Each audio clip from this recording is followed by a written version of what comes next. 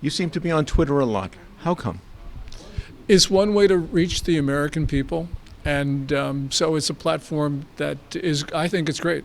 You're able to get thoughts out there, and so why not? Through your Twitter, you, I would say, alarm people that it's later than you think with regard to the issue of China, war in China and war between the perhaps China, Russia, Iran, and the U.S. How close are we? We could be at war at any moment. General Mike Minahan, who is the Air Force's chief of the Air Mobility Command, said it was his gut that we would be in a war by 2025. And that was in a memo that was leaked on January 27th. When that memo came out, people were saying, oh, that seems like very, very close. When that memo was leaked, I thought, wow, that's pretty far away, because it could be really at any time. The thing that I worry about especially is dangerous intercepts in the global commons. China's been challenging our planes and our ships, and the law of averages says that one of those intercepts is going to end up in a loss of American life. So right now inside China, only the most hostile answers are politically acceptable, which means that if there is an incident, it's probably going to spiral downward very quickly. Chinese control and influence over the United States. We haven't moved our manufacturing back. In fact, don't they produce the majority of our pharmaceuticals? They produce most of our pharmaceuticals or active pharmaceutical ingredients.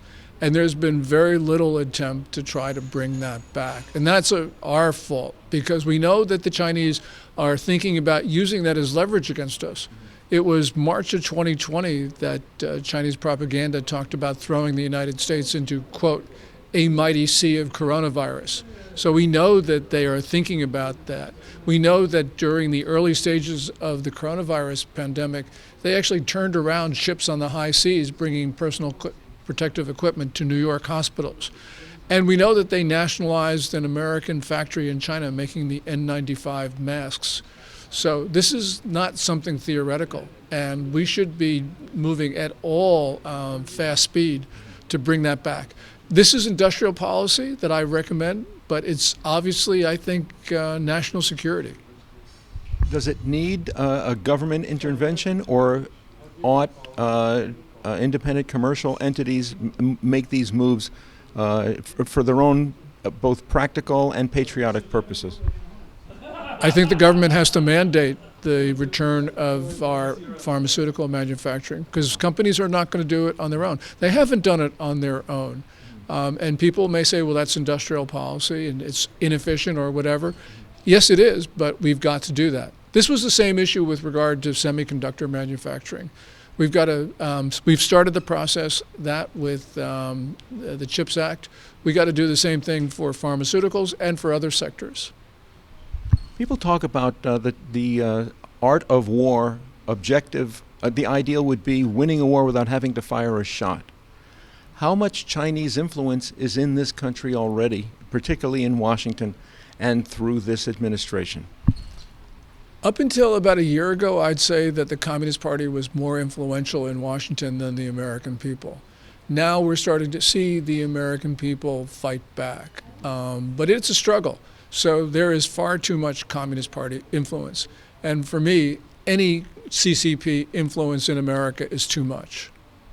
What about these food processing plants and these 18,000 cattle? What's going on? The heat deaths you're referring to.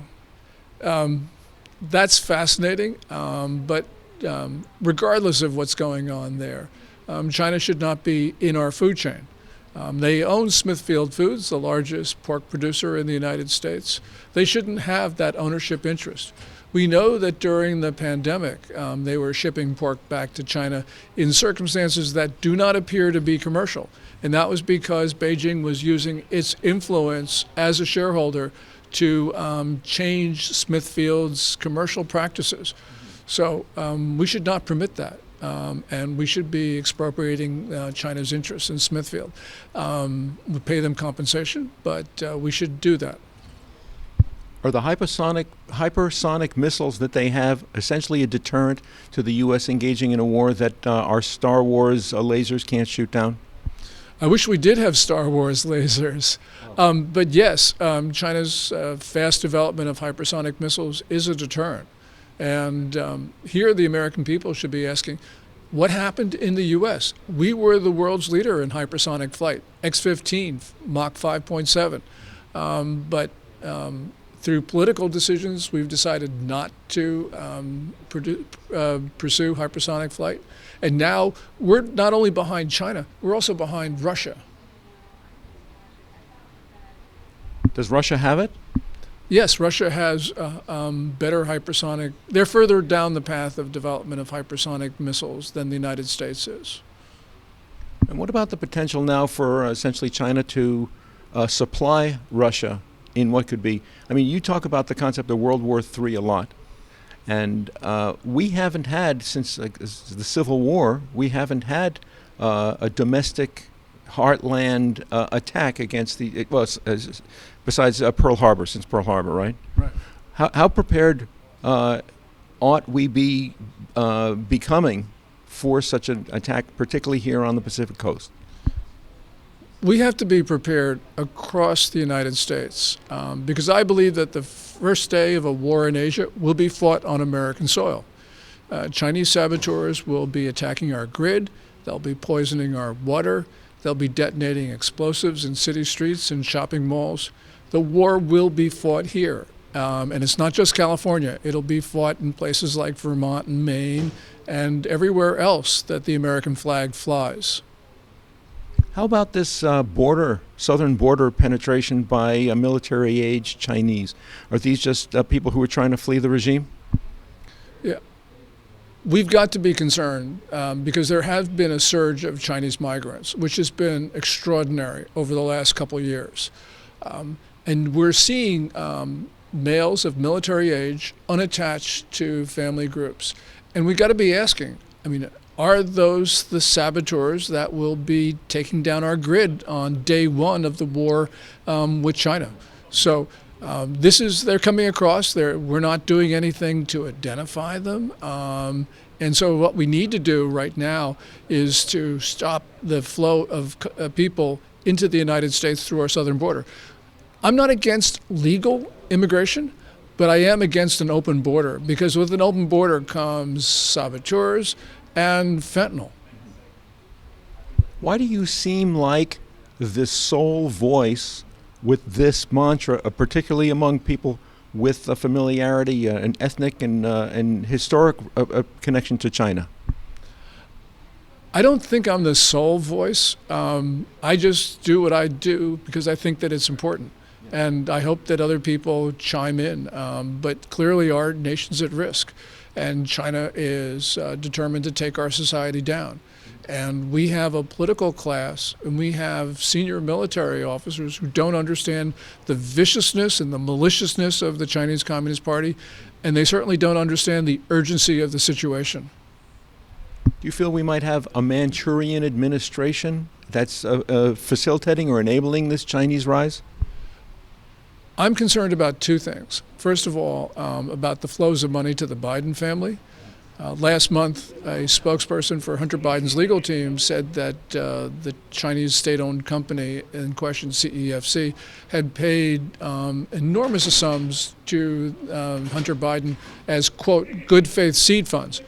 Well, that's an admission of corruption because corruption is the only explanation why a Chinese company would pay that amount of money in those circumstances. So we've got to be concerned about corruption.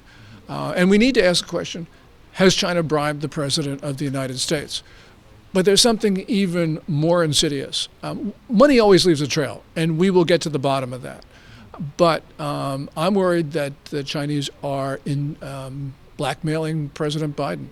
His son has been on Chinese soil. Joe Biden took him there when Joe Biden was vice president. And if Hunter Biden did anything compromising on Chinese soil, Well, the Ministry of State Security will have evidence of that. And I'm afraid that they have either been blackmailing Joe Biden, or Joe Biden is worried that he might be blackmailed. And these are things that we may never know about, because although money leaves a trail, blackmail often doesn't. Can he be redeemed? Can this White House be redeemed in view of that? The American people can put pressure on the President of the United States to prevent him from doing what he would want to do. And we've seen some cases where Biden has had to take actions because the American people demanded it. But that's a very difficult way of ensuring our security. You know, Biden, for whatever reason, he just has a view of China that is out of step with reality. Remember, Robert Gates, the former defense secretary, in his memoir in 2014 said that Joe Biden on every major national security and foreign policy decision has been wrong. So really what we're talking about is someone who has a view of China which is out of date, is misguided.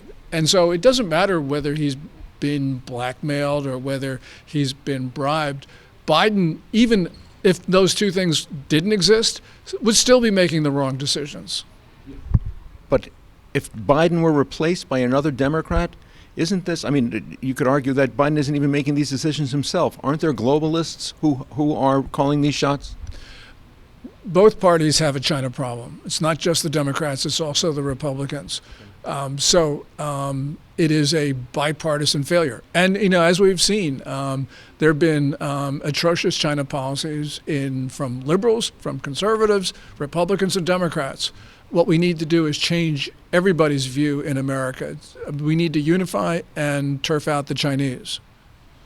What's a place where people can, or what are the places that people can follow your advisory ongoing? Yeah, I've archived my articles for free on my website, which is www.gordonchang.com, and I tweet at Gordon G. Chang. Strength and courage to you, Gordon. You're an irreplaceable voice. May you continue and be heeded.